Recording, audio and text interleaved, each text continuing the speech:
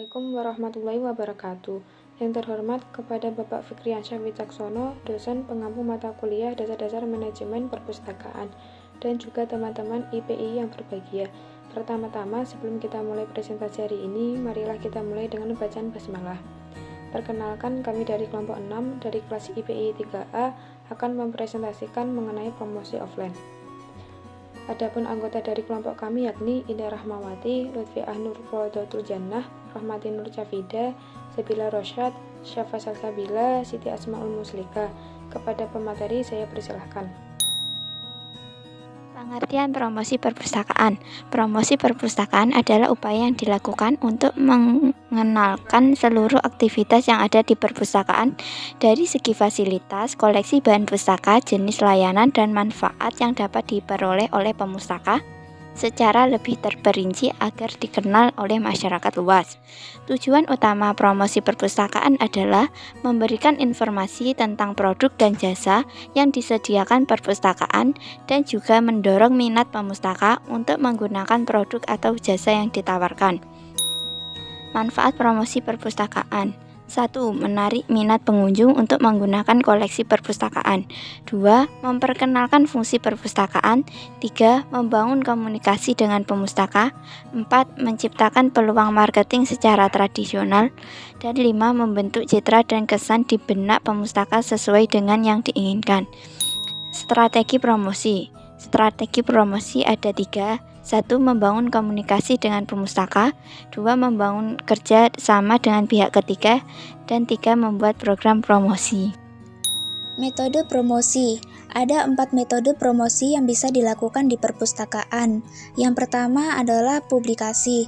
Publikasi merupakan salah satu alat promosi yang ampuh dan murah untuk memperkenalkan keberadaan perpustakaan termasuk jasa atau produk yang ditawarkan melalui berita di media penerbitan seperti surat kabar dan majalah, ataupun bisa melalui radio, televisi, maupun panggung.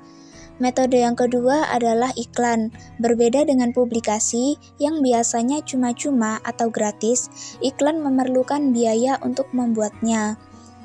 Metode yang ketiga adalah insentif. Insentif adalah pemberian sesuatu yang bernilai, baik berupa uang atau barang, dimaksudkan untuk mendorong perubahan sikap konsumen, baik yang kurang bermotivasi atau justru diberikan pada yang sudah menggunakan untuk dapat memberi motivasi pada yang kurang termotivasi. Metode yang terakhir adalah kontrak perorangan. Promosi dengan menggunakan cara kontak pribadi merupakan bentuk yang paling ampuh di antara bentuk-bentuk promosi yang lain. Sebab dengan adanya kontak secara pribadi, hubungan antara staf perpustakaan dan konsumen dapat dijalin dan ditingkatkan. Kebutuhan serta minat dan pribadi pengguna dapat lebih diketahui, sekaligus lebih jelas dalam menyampaikan informasi dalam pengguna. Promosi offline perpustakaan Kabupaten Tulungagung. Ada 7 cara promosi offline yang dilakukan oleh perpustakaan ini, yaitu perpustakaan keliling, taman baca, pojok baca, lomba, kunjungan kelompok, mading, dan yang terakhir adalah karnaval budaya tahunan. Selanjutnya adalah penerapan proses manajemen di perpustakaan Kabupaten Tulungagung. Yang pertama yaitu perencanaan atau planning, yaitu dengan membuat perencanaan kegiatan dan penganggaran dana pada tahun sebelumnya untuk kegiatan-kegiatan yang akan diadakan di perpustakaan dengan mengacu pada kegiatan pusat di Perpustakaan Nasional. Yang kedua adalah proses pengorganisasian atau organizing, dengan membentuk struktur organisasi di berbagai bidang yang telah diberikan wewenang serta tugas guna melancarkan pengelolaan perpustakaan. Yang keempat adalah proses pengendalian atau controlling, yaitu setiap bidang pengelola sudah memiliki job desk masing-masing yang diawasi oleh atasan mereka. Dan yang terakhir adalah proses evaluasi, yaitu dengan mengadakan kotak saran yang wajib diisi setelah pemustaka berkunjung, serta mengadakan evaluasi bulanan guna memeriksa kegiatan yang telah ditargetkan.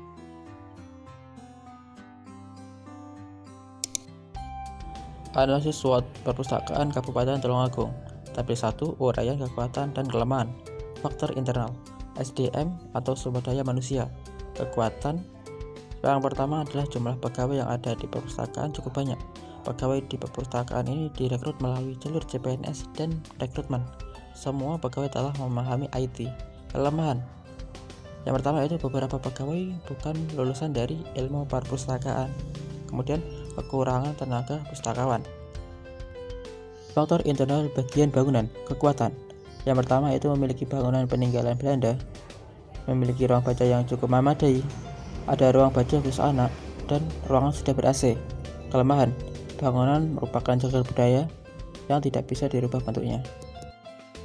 Faktor internal bagian pendanaan, kekuatan. Yang pertama yaitu dana perpustakaan berasal dari APBD kabupaten dan hibah buku dari masyarakat. Kelemahan, pendanaan tidak bisa diubah. Faktor internal bagian sistem pelayanan. Kekuatan, pelayanan sudah dilakukan secara digital. Kemudian pelayanan offline dan online sudah bagus. Kelemahan, pelayanan yang bergantung kepada jaringan internet. Tabel 2, uraian peluang dan ancaman. Peluang dan ancaman. Faktor eksternal. Bagian pengunjung perpustakaan. Peluangnya, pengunjung yang datang cukup ramai dari berbagai jenjang mulai dari SD, SMP, SMA sampai mahasiswa yang menyelesaikan tugas akhirnya. Ancamannya, pengunjung memilih pelayanan cepat lewat internet. Perkembangan TIK. Peluangnya yaitu yang pertama, pengembangan perpustakaan digital menggunakan aplikasi Perpusda Tulungagung dan Titik Baca. Yang kedua, memiliki ruang internet. Yang ketiga, memiliki layanan OPAK. Ancamannya, yang pertama, perkembangan teknologi informasi mengakibatkan minat pengunjung turun. Yang kedua, promosi masih belum bisa diketahui masyarakat luas. Hubungan dengan pihak luar. Peluangnya, bekerja sama dengan penerbit seperti Gramedia dan lain-lain. Taman Baca Masyarakat, Perpustakaan Provinsi, Kominfo, Kemenak, dan Dispendikpora. Ancamannya, pengunjung luar kota tidak diperbolehkan meminjam dan hanya boleh membaca buku. Materi selanjutnya yakni matriks SWOT. Dari uraian kekuatan, kelemahan, peluang, dan juga ancaman, kegiatan yang mungkin bisa dilakukan oleh perpustakaan adalah kegiatan yang mungkin dilakukan berdasarkan S dan O. 1. Melakukan kunjungan kelompok mulai dari PAUD sampai SMP secara rutin selama 1 bulan full. 2. Mengadakan lomba duta baca. 3. Menambah relasi dengan instansi lain. 4.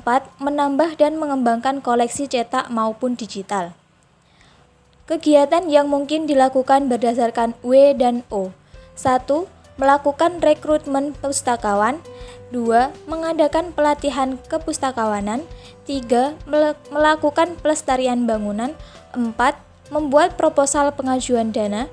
5. Mengoptimalkan pelayanan offline. Kegiatan yang mungkin dilakukan berdasarkan S dan T. 1. Melakukan promosi secara online untuk menjangkau semua kalangan. 2. Melakukan pengadaan lomba yang tidak memerlukan banyak biaya. 3. Mengoptimalkan layanan digital. 4. Melakukan layanan offline yang bisa dilakukan secara cepat. Kegiatan yang mungkin dilakukan berdasarkan W dan T. 1. Melakukan kegiatan secara online. 2. Mengadakan pengenalan perpustakaan melalui kegiatan wisata. 3. Mengadakan kegiatan seminar. 4. Melalui sarana pengiklanan seperti media elektronik, contohnya yakni radio. Terima kasih kepada pemateri yang sudah memaparkan. Sekian presentasi dari kelompok kami, dan terima kasih kepada Bapak Fikriansyah Wicaksono serta teman-teman IPII atas partisipasinya. Saya sebagai moderator izin undur diri. Sekian dari presentasi hari ini.